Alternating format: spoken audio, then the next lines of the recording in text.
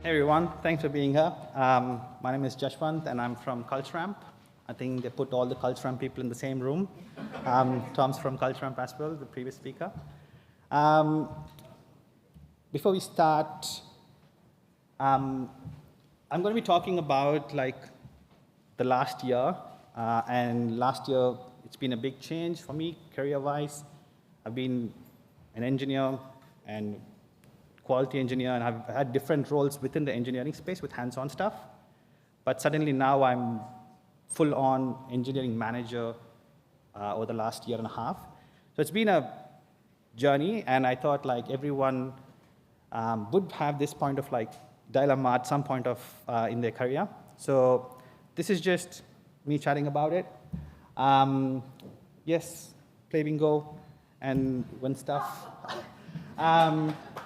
All right, so what this talk is going to be about, is it going to be about me telling that staff engineering is the amazing job ever, you shouldn't change? No, that's not the goal of this talk.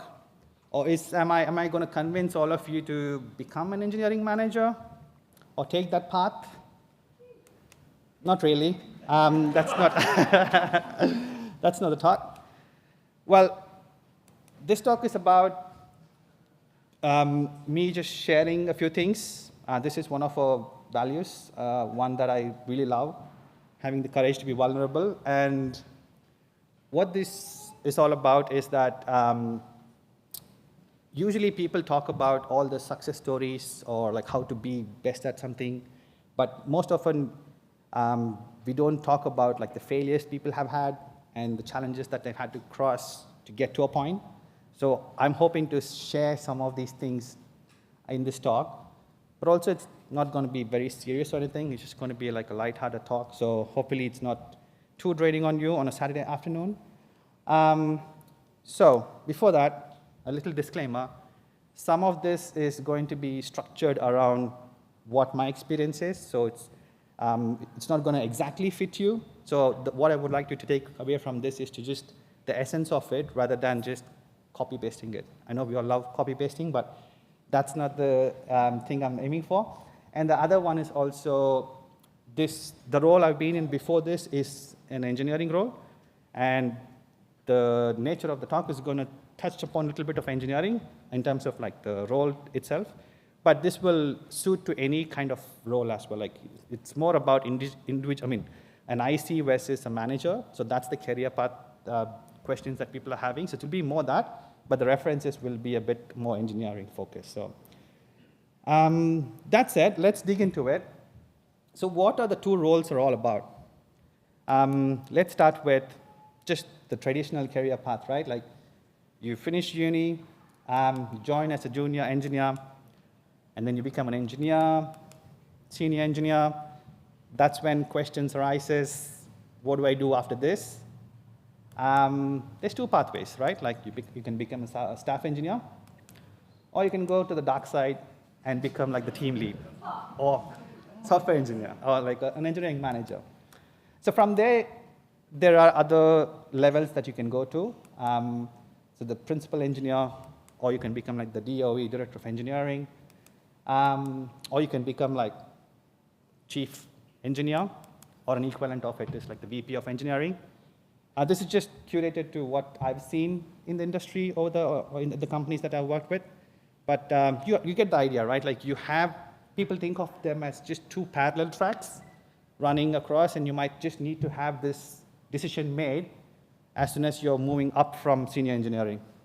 But it's not usually the case. I've got tons of examples where people float between these two. And if you think about it, the salary bands are similar. It's just the nature of the role is different in each of these categories, right? As you go up.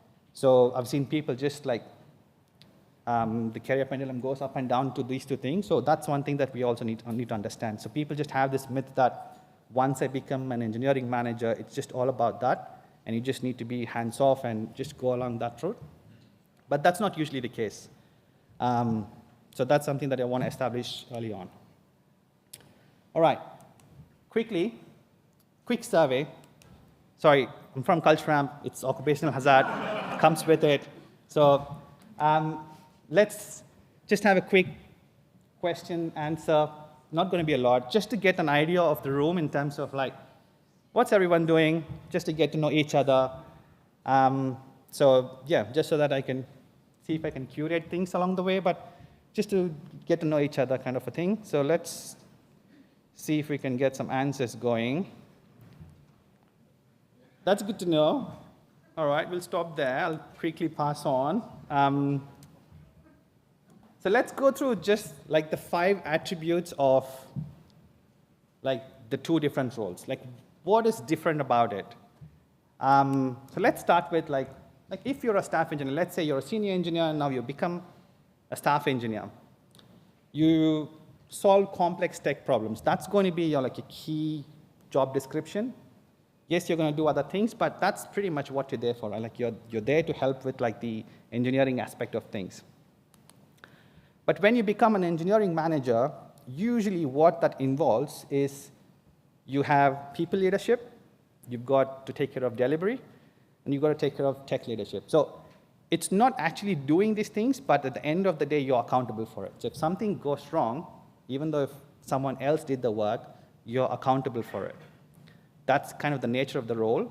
And sometimes what happens is, in some teams, what happens is you do 2 things and you get help on one of the other things because you just moved from a senior engineer, so you need to get help and try to learn the craft a little bit.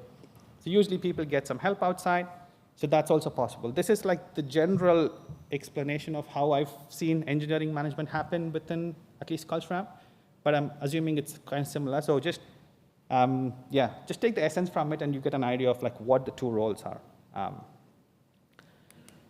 So as a staff engineer, you would mostly speak to computers, talk to people, not really. So when you're an engineering manager though, you listen, you got one-on-ones, you listen. You should not talk a lot in one-on-ones. That's kind of like the general advice people give, right? So you speak to real people. So that's like a stark contrast of the role itself and who you're dealing with. So when you're dealing with like the engineering aspect of things, you've got a structured syntax. Pretty much that's all you can use, so it's easy to communicate. But when it comes to people, well, there's tons of languages and cultures to start with, but everyone has a lot of complex things happening around them. There's life that happens, that's kind of main, and work is just, like the secondary part of it. So you need to deal with all of that, and you need to find a way to kind of communicate with people and also listen, a lot of listening. So that's pretty much what it entails in terms of who you talk to. When you're an engineer, you're just right in the middle of the tools. Like, you get the high of just solving complex problems, and you're just playing around with all these tools in the market, and you're like always in the cutting edge, researching and stuff. But when you're coming to an engineering manager, you kind of stay away from the critical path, even though you're like, if you have like an IC background. Lately, I had to go for a bit of a leave, and I took a lot of knowledge with me down the line, and the team struggled a lot. So since then, since I'm back, they don't let me touch code. They just want to make sure that stay away from it, do not touch code, let's do the work, and you just make sure you do the management part. So I'm not allowed to do that. I maybe just do the renovate bot merges. That's all. I'm allowed to do that. That's fun on a Monday morning. What else I do? I do maybe just spiking on stuff without them knowing, so that kind of stuff. So it's just like, research. So if you're a staff engineer, you take care of the code base. That's, you do all like making sure it's secure, it's got the nice patterns, it's up to date, it's got documentation. Well, when you're an engineering manager, you kind of take care of the people who actually take care of the code base. So again, it all comes to just people, but they're great. Like, when you have a great team, it's fun to do that. And when you're a staff engineer, you got this tool, right? Like, you do git blames and just search for who did what and try, not for at least blaming, but at least you have the tool to see who did what. And when you're an engineering manager, you have to take all the blame. It doesn't matter who did it, doesn't matter if it's your code, You might have not even touched the code base for a year, but if something goes wrong, you've got to be accountable. That's the nature of the role. All right, this talk, as I said, is just going to be some learnings from your past year. Not a retrospective, as I said, but it's going to be kind of a self-roast aspect, just making fun of myself. I think that's a much more good way to kind of approach like these talks. So, right, one more. There's only 3 total, so this is the second one. We're halfway there. So we've done the pulse survey, now we're doing an actual engagement survey kind of thing. So just to get a sense of like, what would you like to do? Would you like to just stay in the individual contributor pathway? Do you want to take the management route in the near future? Or if you're not sure, just to get, again, just a sense of things, no judgment here. All right, awesome, that's a good baseline that we have. All right, now let's jump into the actual things that happened in the last year, and let's go one by one. So first of all, you got to prepare for the role, right? Like, how did I actually prepare for being a staff engineer? So in the early days, I started learning BASIC and Logo and drew like triangles and rectangles and circles. I loved it, filling it with colors and stuff. If you haven't heard about it, it means that you're too young, so good on you. So just like everyone else, like did C, C++ during high school, Visual Basic in Java during year 11 and 12, 4 years of computer science engineering, 2 years of masters. You spend almost 12 years or plus learning about computer science. So you're like ready and you're looking forward to it. You might have different pathways, but you still like learn a lot in terms of at least mathematics, or not. If not for computer science, you just learn other things and you kind of arrive at this path, right? But when you're an engineering manager, you just suddenly go from either a senior engineer or like a staff engineer, and you become an engineering manager. So for me, it was like, maybe I took like a project management elective. That's all I can remember if I go back and think about it.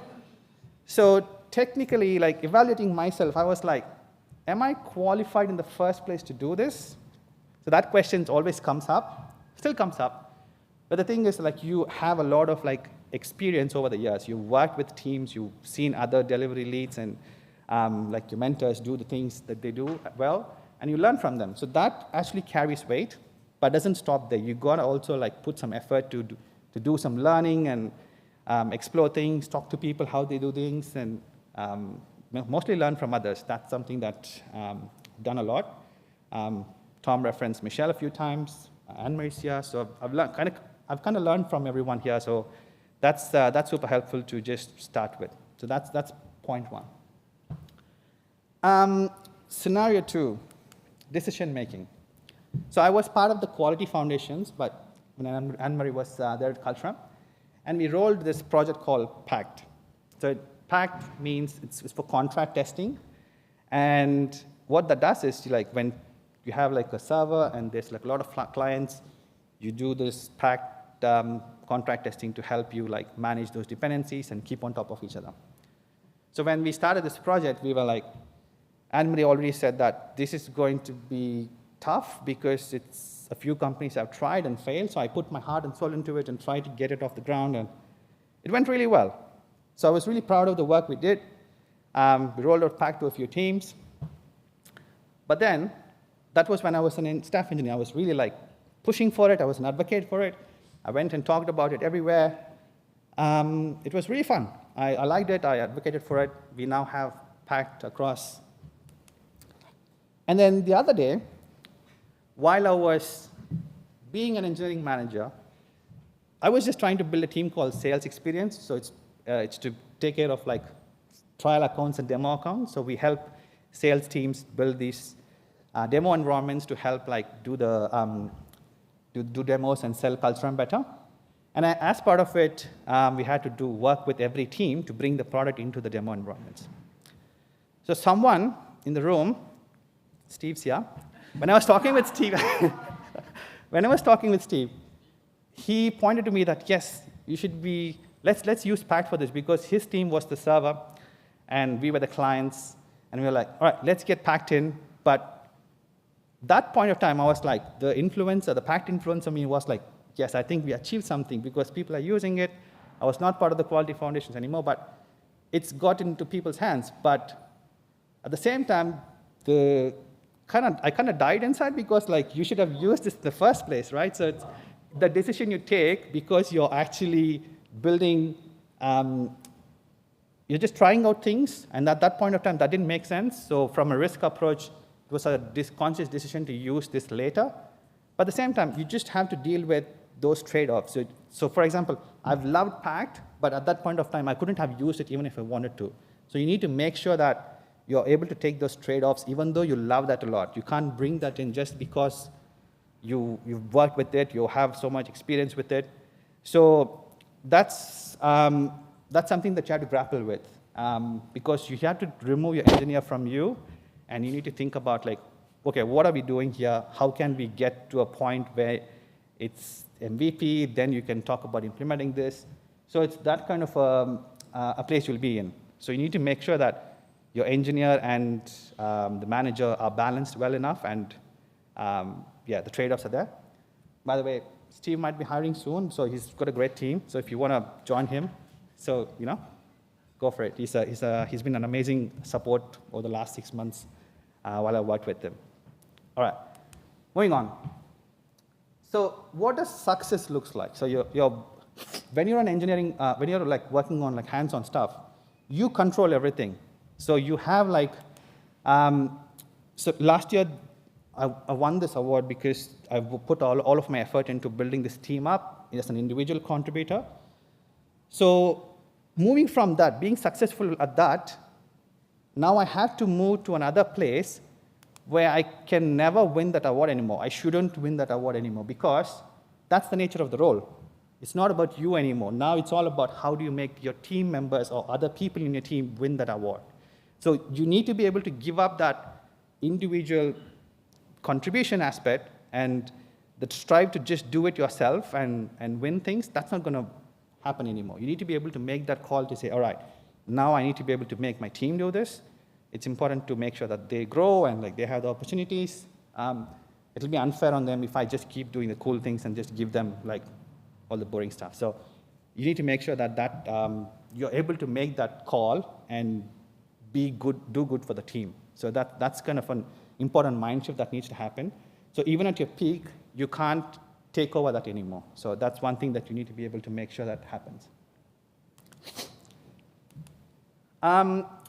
This one is kind of okay, given, like when you're working with other people, as a staff engineer, you might be just mentoring other people, right? Like you're doing a thing and showing other people how to do it and just training them along the way.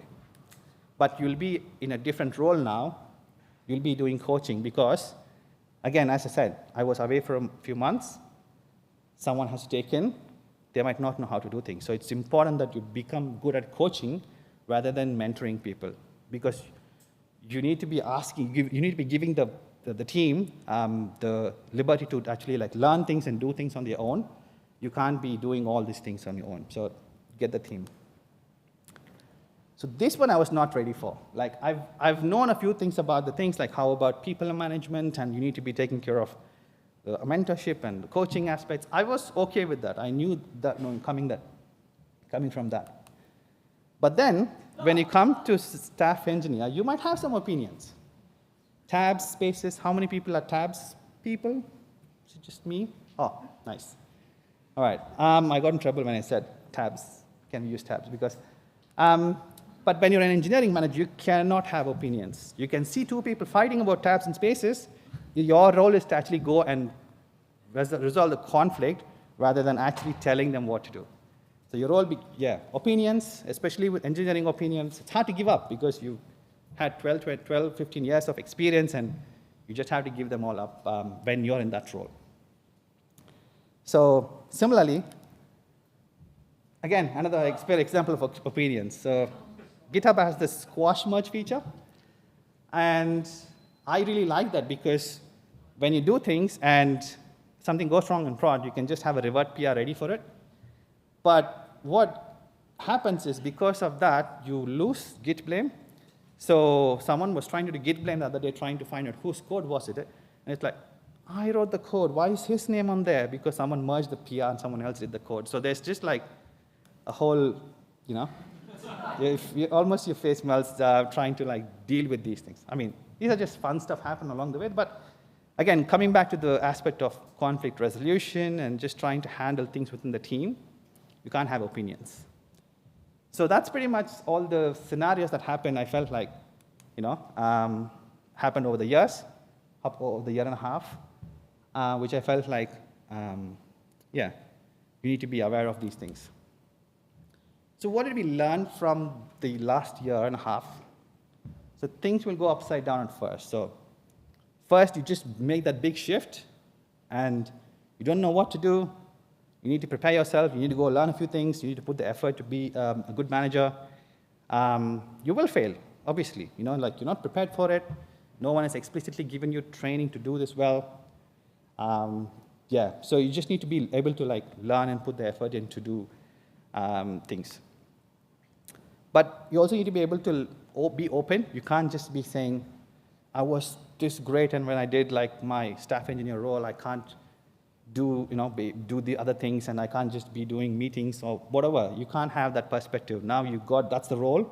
That's what you opted for, or you've been given. So you've got to make sure that you are able to open up and make sure that you're open for challenges. The other thing that people keep asking me whenever I said, like, I'm a manager now, they would say, is it good? Is it like the dark side that people talk about? Or it's different. You can't make a decision until you actually try, or you would not know if you like it or not until you actually give it a try. So I highly recommend, if you're in that dilemma, just see when there's an opportunity, take it up, give it a try, and then you'll understand. So I was speaking to a colleague yesterday, and they are very clear that I don't want to become a manager because they tried being a manager, they didn't like it, so they went back becoming an individual contributor. So there are people like that, so it's up to you. So everything is personal. One cannot just say, hey, this is the role, just do it, and I can't keep preaching about like either you want to take this path or that path. So you need to make sure that you try it yourself and then make a decision for yourself. So Steph, one of my managers recently, she keeps telling this all the time. It's not like your career cannot just be like one way. It's like your career will be different at different points of time. So sometimes you'll be like the superstar performer. Sometimes you might just be taking some time off and just relaxing because your life happens. You know, you go through different aspects of life. You know, like your kids. You need to be able to have some space for yourself. So you can't be like the top performer all the time. So you'll have that up and down along the life, and you need to make sure that your career aspirations are different. So depending on where you are, it's important to pick the type of role you need to do. And at the end, you need, whatever you choose, it's your choice, right? But do not do it for the wrong reasons, because every day you wake up, you've got to do that role. It's not going to just magically disappear. So when you make a choice, just make sure that you take the effort in actually implementing it, and don't do it for the wrong reason. So because you need to live with it. So make a choice, but highly recommend just if you want to just try it out as well. So just before we close off, there's just some case studies, because this is just my experience on how I've looked at the role, right? Like it's important to look at how other people have dealt with it. So I'm going to take some examples of my peers and see how they've looked at it. Have they had the career trajectory just like myself, and how successful they are? And I picked 5 people from my own company just to see, like, all right, how have they done people? They're like really good. Like, have they always been like this? Have they been an engineer? So I tried to look into it, and then I've seen that everyone have their own path, like as I said, but the pendulum is kind of real. People don't just stick to one path most of the time. It's okay to go forward and backward. It's not like a demotion when you said being an engineer is not a demotion. As I said, most of the times, the staff engineer and the team leader are in the same category. The director of engineering and the principal engineer are in the same category. So it's okay to just go back and forward. So for example, some people, so Prakriti is like one of the awesome directors in the company. She's a director of engineering. So she became an engineer, and then she liked being the engineering manager, so she continued in that pathway. So that's totally fine as well. Like you can just say, okay, I've decided I don't want to be on the tools anymore. I like being an engineering manager, so they can stay like that. But often, sometimes what happened, David's an amazing engineer.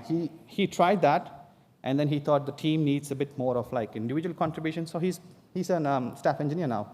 And he's doing a great job at work. I've been working with him for the last year. Similarly, like Ash is one of our engineering managers working alongside me in the Engage camp. So similarly, trajectory is she's tried all the development roles, and she liked being an engineering manager, so she's continuing in that pathway. Some people try to do both the things. So Dipan really understands both the aisles, because he's such an empathetic leader. When I talk to him and I work with him, whenever you sit with him with estimations and stuff, he totally understands what feels like being an engineer, and he's currently an engineering manager. He takes care of his team very, very well and makes sure that they're all like have the space to breathe and not just pushing, takes care of growth. He's able to do that because he's able to go zigzag, and he's understood both the aisles of the system really well. Similarly, Dan again, he's an amazing engineer. He tried being a team lead. He decided it's not for him, so he's just leading the tech aspects for now. And he was thrusted upon this engineering manager role, and he did it because the team needed him at that point of time. Then when things calmed down, he gave it up and said, look, I like doing the engineering stuff. I don't want to be an IC. And he just continues like that now. He's just doing the tech leadership for now. So what that tells us is that no one has like a single trajectory. So for example, as I said, once you become an engineering manager, it's not like you can't come back. You can always be going up and down. And when I was doing this research for myself, when I was going through this journey, Charity Majors from Honeycomb, she writes really great blogs about especially around like engineering management, and I love Honeycomb as a product, but more than that, I love all her blogs about like real-time experiences. And one of the things that she points out is that people who go forward and backward have a lot of good perspective around like things, because some people just stay there. That means that they lose track of the tech stuff that comes up. So for example, if I've been engineering manager for the last 2 years, when AI, ChatGPT and everything just thrived, I might have not had the experience to work on those tools hands-on. So when you're just moving forward and backward with your career, it helps you keep in touch with the tools at some point of time. But at the same time, you also get to know what's happening in the engineering management space. So you're able to cater to that. So next time when you're an engineering manager and you come back to being an IC, then you understand, okay, what the directors want, what does the team wants from you, what happens within the company and how do you take care of what's the important work you need to pick up. So you get the other side, what they're trying to do, and you can empathize with them, but also shift your work accordingly and make sure that you're pushing stuff accordingly. So you get that perspective and you're able to see things from the other people's eye. So that's super helpful. So one of my takeaways when people ask me now, what do you want to do, is that I say it's important for us to keep moving forward and backward, and that's what I prefer. But at the same time, that's not the right answer. As you've seen, just to be successful, you don't have to have a single path. Whatever works for you, whatever opportunity you get, you make use of it. And if you can go up, forward and backward into these two roles, I think that's best, at least for this point of time, because technology moving at a very high pace. So the other thing that would open up as well is that when you're trying to apply for new roles, now you have two pathways you can choose from. It's not like you just need to look at, okay, what is my engineering role? You might be comfortable at it, but at the same time, if you have both the experiences, you can then pick and choose from them. So last one, we'll close up with that. And if you refresh the same page, you can see that what's running in your heads right now? Do you feel like you want to stay in the same track? You want to try the other way as well? It's okay to do both, as we saw, like people have been successful no matter what. But you'll have different perspectives. So that's what you'll have moving forward, is that, yeah, you'll have different perspectives. It, again, as I said, depends on which part of life you're in and what's important for you. So, yeah, based on that, make the decision for yourself. So, having said all that, right, you got the two distinction. I'm talking about things as if there's like a line in the middle and you get to say, sit here or there. That's not the case. But when things go wrong, you should be able to just do the thing that needs to be done to get things fixed. When crisis happens, you need to be able to just be agile and move around and do other things that's required at that point of time. That's one takeaway that you need to be able to take away from, is because sometimes I've seen people, that's not my role, even though if things are going horribly wrong and there's not many spaces. So it's important to just get into the tools, do whatever that needs to be done for the team to be successful, just to come out of it. So we've seen, Tom talked about like a rebuild that happened, and there's just like, we just released the feature like last month, and a lot of things are happening. What I've seen about things is that like everyone's just in the space and trying to fix things and trying to get things done, no matter what their role is, no matter what their hierarchy is. They're just trying to get this thing done so we can move away from it. So that's one of the learnings that I've had just recently, and I thought it was important to close on that note. Do not put yourself in a bucket. Just, it's a team sport, as we say in the end. You know, it's a cliche, but it's true. No matter if you just one person wins or not, it's important to win as a team. So on that note, I'd like to close, and thanks everyone for coming again. Hope that was helpful to you.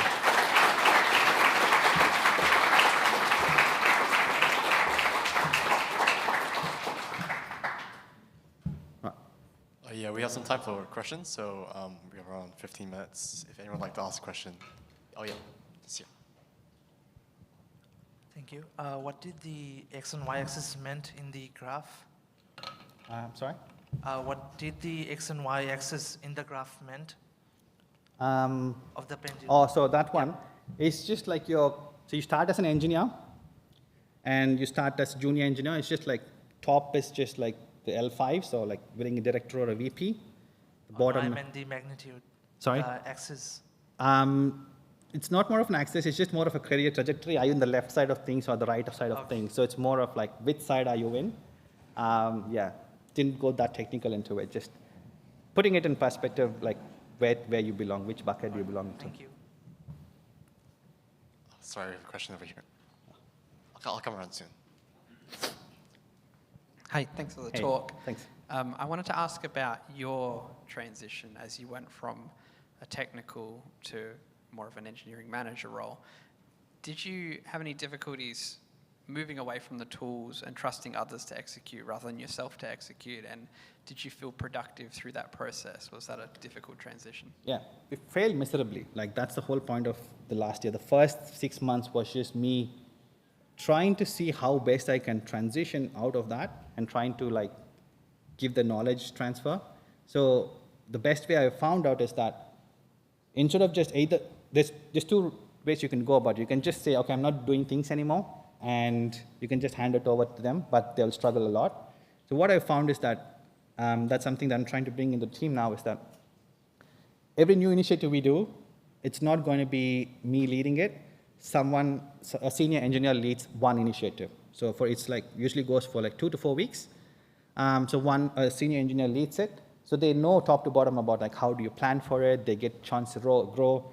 So I try to use that to actually like slowly take things and give it to someone else, so they have context around what the work is and how it's supposed to be done. But in the initial 6 months, I kind of, to be honest, failed miserably, because trying to figure out, should I do things? Should they do things? I was also trying to work, my first time working with the product manager and trying to understand roadmaps and stuff, because it's quite new to me, and in terms of like just understanding how to negotiate and prioritize. So so it was hard. The thing that you need to learn is that how do you slowly transfer knowledge across, and you need to find what works within your team to make the transfer happen. And the best way I found out is just to enable other people to kind of lead in small chunks, so they get used to it. Cool, thanks. Got a question here. What attracted you to go from IC to engineering manager? For example, was it pay? Or was it skills or something To be honest, else? the pay was the same. I was a staff engineer. Yeah. It's the same band as being an engineering manager. Yeah. The thing that attracted me was that I was able to make the decisions moving forward for the team because I didn't have someone making the decisions at that point of time. So there was a space where I could move in and learn and make those decisions. One thing about technical leadership is you're there to support your engineering manager. So usually what happens is like if you're a tech leader, you would just come up with options and say which one to go with. And at the end of the day, whoever is accountable makes that decision. So I think I was just attracted towards being able to make decisions and move the team faster. Yeah, that's one attract to me. And just again, having the sway between both the roles open up your career opportunity as well to just flow between two. Again, that's why I try to recommend saying, just give it a try. Like you might not like it, you might like it. Especially if you're in the same company, it's easy to just go forward and backward between these two. So you felt an increase in your ability to influence? Correct, yes. So being a quality engineer, I understood how much influencing is important, and it's hard to influence when you're like sitting externally. So that was very, helpful to just make that decision. Thank you. Sorry, I was going to go this way and then come around. Yeah, just quickly, it sounds like you and I both work at places that have a lot of explicit support for this kind of role experimentation or movement internally. Do you have any thoughts on people who might want to be trying a move into management but don't work at a place where that's an option? Yeah, I think it's important to the reason I got the opportunity is because you showcase your skills. Because when I was doing the project, it eventually came up where I was kind of leading a few things and making decisions and stuff. So even, you don't have to have the role to do the things. It might not be, you may not be able to decide on a lot of big things, but you can decide on small things, and you can, whatever you're working on, you can prove that a little bit. But again, I also had a good manager who was able to support me through the journey, right? So, and then it's important to make sure you communicate to them what your career aspirations are. And I told them that I wanted to try something different and be a bit more in the leadership space. So they were able to do that. So, but I was able to get there because I just proved that in some other place where I could do this. So it's important to find opportunities and just keep on the lookout to say, all right, where can I actually prove this thing? So then they have confidence into you say, okay, do you want to do this? But in some cases, you can actually, if you have a good manager, that's also possible to influence as well. So it's your career. At the end of the day, you got to take care of it in a way. You might need to show that you're able to do that and you're willing to do that. And when that comes through, it eventually will take you there. Yeah, hopefully that helps. Hi. Hi. I was just very interested at your idea of a pendulum. It sounds like you want to try and achieve the best ideal case to be very well-rounded. So having that engineering and managing aspect. What is I guess, your thoughts or maybe experiences, how do you maintain that sort of well-roundedness? Like whether you feel like, oh, I'm too much a manager, I do want to sort of get more perspective staff engineer. Like how do you sort of set your boundaries of making that well-roundedness? Yeah, again, another failure was I was trying to be an engineering manager, and then I tried to see if I can do hands-on stuff on the side, but that just means that you're consumed by work. You don't have time to live then. So it's important to just keep these things within the 9 to 5 space or like your work hours and find opportunities to do that. So it's important to say, when you feel like you're losing touch on, or when you're not able to like work with the team to understand what's happening, and you're not able to, for example, when you're slicing and dicing, when you're finding it hard to understand what the tech stuff are, then it's like signals to say, maybe we need to learn a bit more. You could still stay there and learn, but if you actually do spend some time, 3 months time in secondment to just go and do hands-on work, it helps you just get that experience faster. So yeah, it's more of a personal thing when you feel like, I'm not able to keep up with the current trend, I might just need to go and upskill some way or the other. It might be, as I said, stay in the same space and learn, or just go and do the hands-on stuff yourself. And I think nowadays there are projects where they're all short-term, so you should be able to just go and do small projects and come back to where you were. Yeah, so, and there might be opportunities, but yeah, I think every company is different, so just need to be played by you, how your company is. So A few questions about your specific situation. Did you receive any formal training around becoming a manager? That's one question. The second one is, what was your circumstances around who did you manage? For example, were you part of the team and then you became the engineering manager, or were you assigned a new team, or did you get to pick, like create a new team and then hire people, interview people, etc.? How did that come about? Yeah. Sorry, what was the first question? The first one is any training? Yeah, training, yes. Well, Culturam thankfully provided some sort of training in terms of, there's a company called Life Labs, and they did some amazing training. Like Anne-Marie arranged a few things for me while I was even in the quality space. That helped a lot, but nothing comes like you're actually, when you're doing the thing, when you're like in the grounds doing the management stuff, and you learn about how operations work and how reporting works. Yeah, hands-on experience helps a lot. But I learned from other people. I went and asked pretty much all the team leads I know of and asked them how they're doing things, how they're working with other people, because you can't learn this from another company, because things happen in a certain way in your company. It's just best to learn from these people. That's one thing. So in terms of team itself, I was, there were open positions that we hired for. So that was, we had senior engineering roles open, and I just became team lead for those new engineers that joined the team. So it was still stay the same team, but we just had more engineers join the team.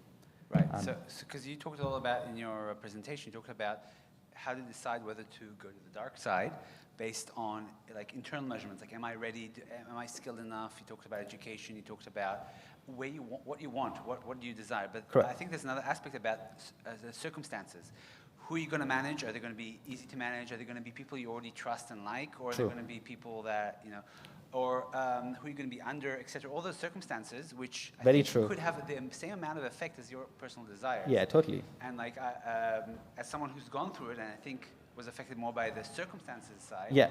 I was wondering, like, what do you think? How can you look at an opportunity and decide, I want it, but the circumstances are not right. Maybe I should skip that opportunity. Sure. Yeah, I think things will get tough no matter what, even if it feels like the team's great. When you become the manager and you're looking at it from like the lens of delivery, you'll see that it's a bit hard no matter what, even if they're the great people. Even the toughest of people sometimes look like it's easy to manage. So people are complex, right? And they have both the pluses and minuses. So yeah, as long as you're able to go and like have the mental strength to go through it, I think that's when you can jump in. And again, what I come to say is that you will not know everything in the beginning itself. So in the initial phase is when you kind of learn and get to that. So you shouldn't be able to be afraid of jumping into it, as long as you have the mental strength to go through that and you're able to be ready. So yeah, I think that's, yeah, it's going to be hard. People are complex. There's going to be, plus sometimes they do well, sometimes they go through a phase where it's harder. So no matter how the personality is, you'll have challenges. So you just need to be ready for it, is what my short experience has showed me. So.